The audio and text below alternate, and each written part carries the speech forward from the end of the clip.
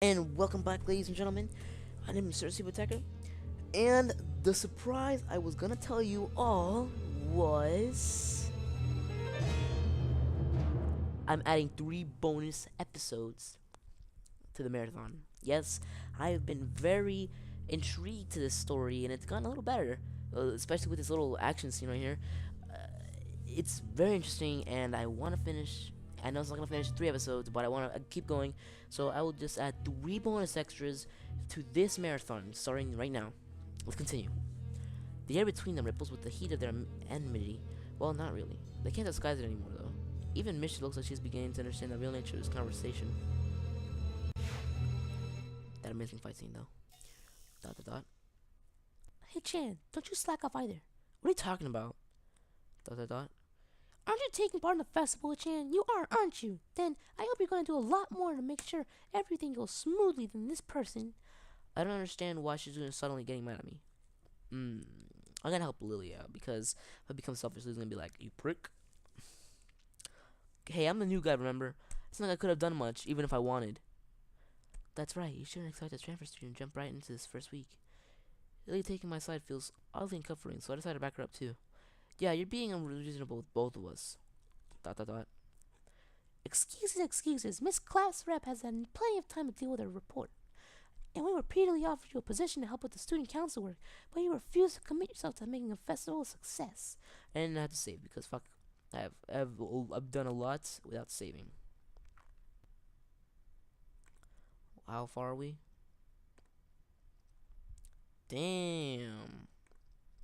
Let me delete a couple. Okay, cool. And we repeatedly. Oh, I remember this one. Yeah, but as I said back then, I'm not sure if I don't have time for this right now. No matter what I do, it'll mean being drawn to a confrontation between Shizune, and that's what she wants. Whatever, forget it. Turn my back at them. I get back to my seat and shut my ears from the finale of the argument between Lily and Shizune. Eventually, Lily leaves our classroom, and Shizune and Misho sneak themselves without talking to me. Confused Shizune's eyes burning into my back. She is probably angry at me, but I'm just as angry as with her. I don't get why she dragged me into the argument. Hanako doesn't seem to be till morning classes at all, leaving her seat looking empty and lonely in the back of the classroom. I have to tell her that Lily was looking for her if I see her later. After the events of this morning, class is pretty boring in comparison. I turn the pages of my textbook lazily. I have a bit of catching up to do, despite trying to keep up with my studies at the hospital. I'm not feeling that enthusiastic about it.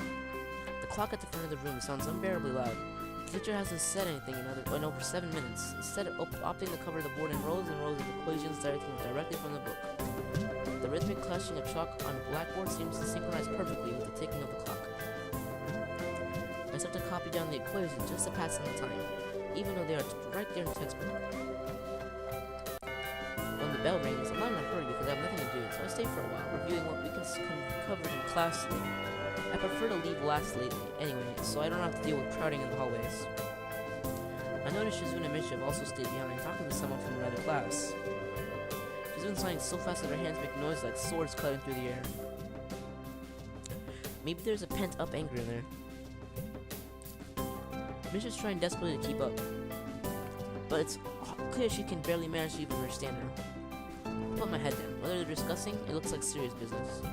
Shizune signs to the point where her wrists crackle, and Misha struggles to spit out in a word form. Sometimes she trips over herself like she's dealing with tongue twisters, and then on top of that, she has to sign back anything the other girl says. Seems like a rough job. Misha looks tired, like she's about to faint. Luckily for her, their business is soon finished, and the girls sit down on their seats again. Ugh, I'm so tired. She's hanging her head limply on her desk, looking exhausted.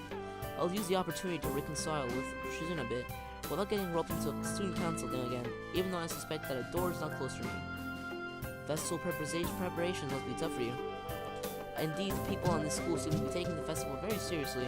Whenever I see people idling around before and after classes, they've always talking about their plans for it. It's kind of neat to see everyone being so enthusiastic about it. I'm probably the only one who doesn't have something to do. Shizune scoffs at me first, as if trying to decide whether to ignore me or stare at me, but then she starts signing without doing either. Misha perks up, looking at her hands with slightly unfocused eyes. Dot dot dot. She signs with harsh, heavy, dramatic strokes. Misha translates her signing into speech for me. She does it so well, it's almost like Shizune is actually speaking, transmitting her thoughts directly through Misha. She must have practiced it vigorously. Well, of course we're in the student council, so we're pretty busy. Dot dot dot. It's an important duty of ours to ensure the success of the festival with all our strength. Dot dot dot. We should shame ourselves in front of the past student council generations if the festival would fail. Dot dot dot. That's what I There did. must be no flaws. No, I think that was some encumbrances. No, nothing that will make the festival short or perfect. Shizune's passionate speech and Misha's enacting are really oddly fitting with them. Oh, hello. I'll come. I look over my shoulder and see Hanako peering timidly into the classroom, most of her body hidden behind the door. Hey, Playing delinquent again, huh? Hanako blushes hard at Misha's straightforward jab, even if it was only in jest. Why do I have to pick on this girl? She's cute. But I wouldn't. Shizune stares at her probably, causing Hanako to look down and start backing away to the point where only her fingers can be seen wrapped nervously around the edge of the door. Maybe she's showing her dislike of Hanako by association of her dislike of Lily. It appears so, and Hanako probably knows it as well. What is it, Hanako? Has Lily been here? Sorry, haven't seen Katawa. She came in the morning though. Hanako keeps looking uneasily at Shizune, who stares back at her with her usual studying gaze. What is she trying to do? Of course Shizune isn't going to look away, and she's intimidating enough as it is, so I can only imagine how terrified Hanako would be. It's a little comfortable watching Hanako's reaction to Shizune's normal behavior. This is what happens when two people of two different extremes meet, it seems. Do you know where she is? Dot dot dot.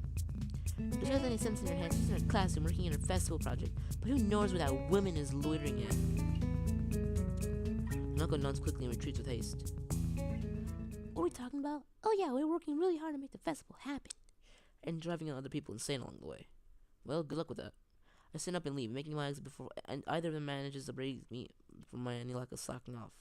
All was somewhat quiet as expected. Everyone must be in club meetings or at festival preparations, or both. Shizune's words about being a slacker echoes in my head. I feel a bit guilty about not contributing, but I seem to lack the resolve to do something concrete about the matter. For the festival, it's too late already, so unless I count helping Shizune and Misha, which I naturally don't. In clubs, I don't know. Maybe I'm not a club type of person. Halfway through the way from the school building to the dorms, I spot a figure in the front of the dorms. It's Rin. Well, I don't want to. Looks like she's working on her mural today too. I walk over to her, but she doesn't seem to be noticing me approaching. She's sitting on her upturned box, looking intently at the wall she is painting with, a brush held between her toes. The mural has progressed considerably since yesterday, but it's still only like halfway done as far as I can tell. More colors have appeared, and twisted human-like figures have spread in an increasing number. I have to say, the style is quite eye-catching and very unique. Not that I would be knowledgeable about art by any measurable scale, but it is very nice looking, nevertheless. Clear my throat to get her attention, but not to startle her so that her concentration will break. Wait. She doesn't even turn to check who it was. Oh, wait. Dot.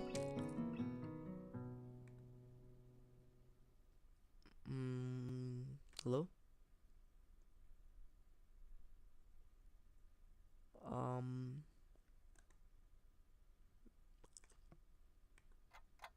Okay.